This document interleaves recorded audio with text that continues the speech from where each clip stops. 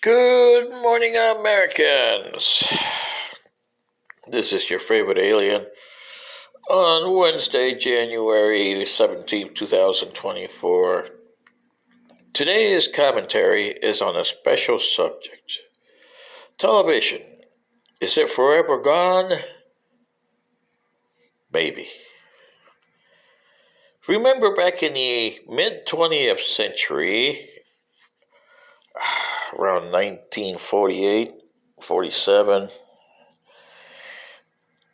you finally got to watch television. It was invented by a guy named Farnsworth back in the early 1920s, but it took a while to get started. And then you have the head of RCA, Signoff, who wanted to control everything. He was like the broadcasting version of J.P. Morgan. I have to own everything and control everything. Remember J.P. Morgan? Oh boy, was he a bad guy, wasn't he? Whew.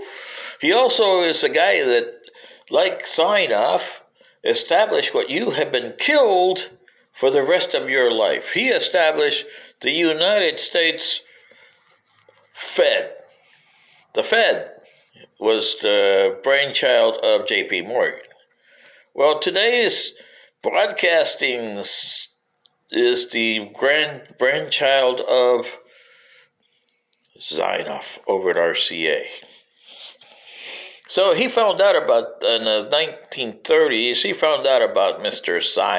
Mr. Farnsworth, especially after the 1939 Wells Fair, where Mr. Farnsworth's invention was put on the Wells Fair for people to see, and boy, were they going, and remember, back then, a TV was a little round thing. The picture wasn't exactly what you call yippee, but it was there. And he televised a lot of things. It was like radio was in the early 1920s. Remember that? Especially when you had the first television radio stations, like here in Detroit, WXYZ Radio. Yeah.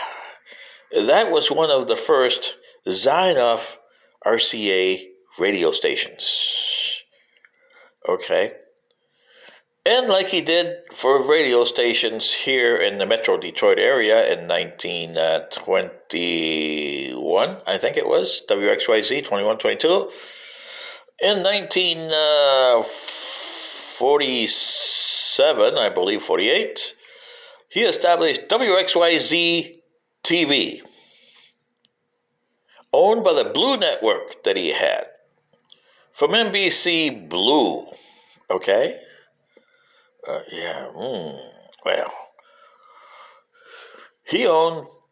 he started the National Broadcasting Company in the 1920s, and he had two versions of it to compete with the arch-rival Columbia Broadcasting System, which was a top-of-the-line radio programming corporation who owned a lot of radio stations and had affiliated radio stations from the 1920s and 30s. But Columbia Broadcasting Company made a mistake a year before Farnsworth's invention of the television became world news under the World's Fair of 1939. In 1938, in October, Columbia Broadcasting Company, otherwise known as CBS today, put out the Mercury Players H.G. Wells by Orson Welles, which cost Orson Welles most of his career.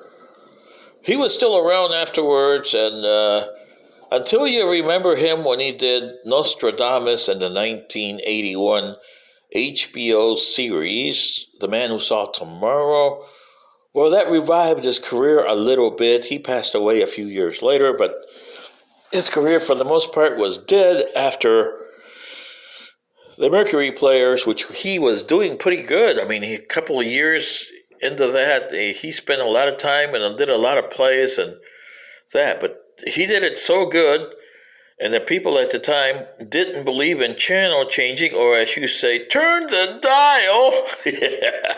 So, well, everybody thought that the Martians were invading the United States over in Grover's Mill, New Jersey. Remember that? Yeah, okay. Well, when Mr. Farnsworth came around in 1939 and everybody saw TV, and remember, it was just a little TV with a little round picture. It didn't look so good, black and white or gray or whatever you want to call the colors back in those days. And it got put on hold because of World War II. And between 1939 and 45, Mr. Zinoff made sure that Mr. Farnsworth was relegated to a footnote in history. He took his invention, took him to the cleaners, and he got cheap on the invention. So by 1945, he owned television.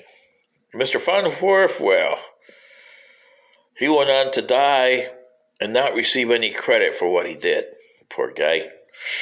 He was like Thomas Edison with J.P. Morgan. Okay, we messed up on direct current here, so I'll take your Edison company, call it General Electric, and transfer it over to Tesla's alternating current, and there you go. Well, Tesla is both on that, and also he's the father of radio, okay? Not Marconi. Yeah. Mm-hmm. Well,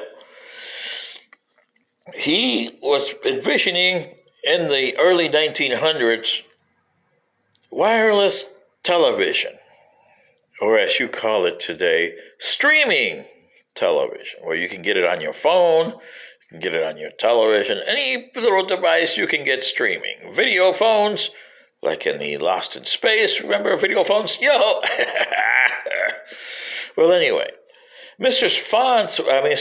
Zinoff, pardon me, he did the same thing with television that he had done 25 years earlier on radio, and he said, okay, Americans, I'll provide you this just like I did radio, free of charge, because we're going to have sponsors. And, the three networks, CBS, NBC Red, and NBC Blue. And by the way, the Blue became ABC in late 1940 to 1950, American Broadcasting Company, because Zinoff couldn't afford to handle two of those at the same time. So he sold that one off. But still, CBS was number one, Columbia Broadcasting System, both on radio and on television for the next 20-some years. They had Edward R. Murrow on radio, and he came into TV and properly started CBS that way. And CBS, they said, Mr. Farnsworth is going to do that, so we're going to keep the sponsors that we have, and we're going to make new programs, like Peyton's Place and Playhouse Hour, and new dramas. And because they were sponsored by soap, i.e. Procter & Gamble and other soap companies, and each one of them had, each one of the products had a sponsor, like General Hospital and Days of Our Lives, the two oldest ones, I believe, and As the World Turns, they had their soap sponsors, so they were called soap operas, and thus began for the next 35 years the soap operas and the rest of the programs, 45 minutes and 15 minutes of commercials. Originally, just the one commercial was put in, but the television companies, unlike the radio companies, decided that, hey, looky, we can put a lot in here, so let's get doggy companies, car companies, food companies, every other Tom and Dick and Harry, and if they can pay, we'll put their products on the air. Oh, yeah. And they started developing special programs and started putting a heck of a lot of prices on their commercials for those special programs. Soap operas were a little higher because they had a lot of audiences. And then came the westerns that came on TV in the 50s and 60s. Sci-fi, well, a lot of people didn't want to pay for sci-fi. Talked to Desilu when I put Star Trek on the air in 1966. It was hard to get sponsors for Star Trek. Yeah. Well, here we are in 2024. These big three are just a memory. They're still around, but they're just a memory. You're paying for TV because of cable that came in the late 70s and 80s. Still has a lot of commercials in it, but you're still paying a heck of a lot, $140, $100, $200. Some people pay $400 a month for cable TV. Oh, and then that's going out of focus because you got streaming now. You ever had streaming? Comcast, otherwise known as Xfinity, sold me streaming, which I didn't know what the hell that was when I got here to Michigan a few months ago, and I had to stick it to them and tell them, I don't want this, I want the regular cable. Oh, that'll be $145. Okay, yeah. So I said, okay, I know I have to eat this up, but okay, it's going to eat up my budget, which it has because I'm in a fixed income here. But then they give me the first bill, and it turns out that the streaming was $65. Oh, well, you had it for 2 days, so you got to pay the entire $65 because you ordered. I didn't order streaming. You guys put that on there, and I didn't want it. I told you I wanted straight basic cable. Basic cable, people, $145 because you have that. You pay this, you pay that. Oh, and you also pay broadcasting fees. Really? On top of that, so that's about $22 to $30 a month on the broadcasting fee. Internet, why the hell do I need that? I'm an old folks guy. Why do I need internet? Well, anyway, so I had to pay like $250, which I couldn't pay at all, so I still owe them about $10 next month, so I'll pay that.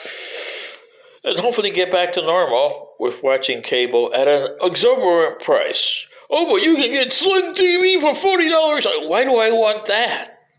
I just want the regular cable channels that I like to watch. I don't like the other ones that they put on there. MTV and all the other channels there. Oh, you can buy this jewelry and that jewelry. We don't need that kind of channel, do you? You just need the local channels of ABC, NBC, CBS, Fox. Do I really need ESPN? Well, Monday Night Football's nice. Yeah. Sunday Night Baseball. Yeah, that'll be good. But do I have to pay extra for that because ESPN costs a lot of money?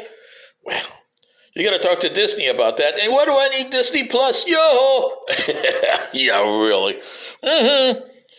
And Paramount Plus? Really? Do I have to pay for that? No. Peacock? I don't have to pay for that.